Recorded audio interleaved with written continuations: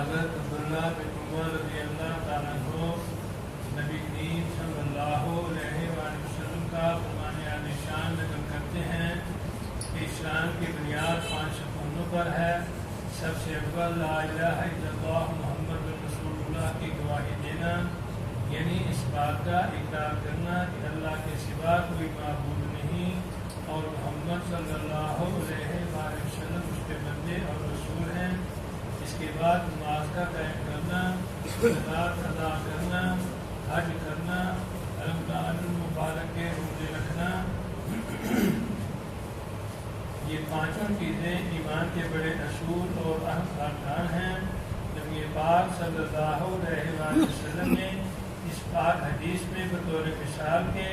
اسلام کو ایک خیمہ کے ساتھ تصویر دی ہے جو 5 ستونوں پر قائم ہوتا ہے۔ بس کلمہ شہادت خیمہ کی درمیانی لکڑی کی طرح ہے اور بقایا چاروں ارکان جو منزلیں ان 4 ستونوں میں ہیں جو چاروں کونوں پر ہوں۔ اگر درمیانی لکڑی نہ ہو تو خیمہ کھڑا ہو ہی نہیں سکتا، اور اگر یہ لکڑی موجود ہو اور چاروں طرف کے کونوں میں سے کوئی سی لکڑی نہ ہو تو خیمہ قائم تو ہو جائے گا، لیکن جون سے کونے کی لکڑی نہیں ہوگی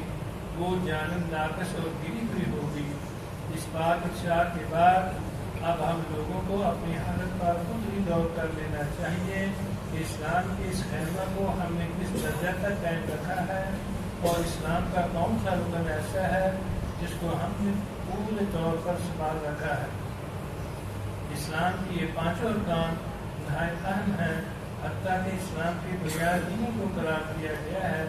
اور ایک مسلمان کے لیے بحیثیت مسلمان ہونے کے ان سب کا اہتمام نہایت ضروری ہے،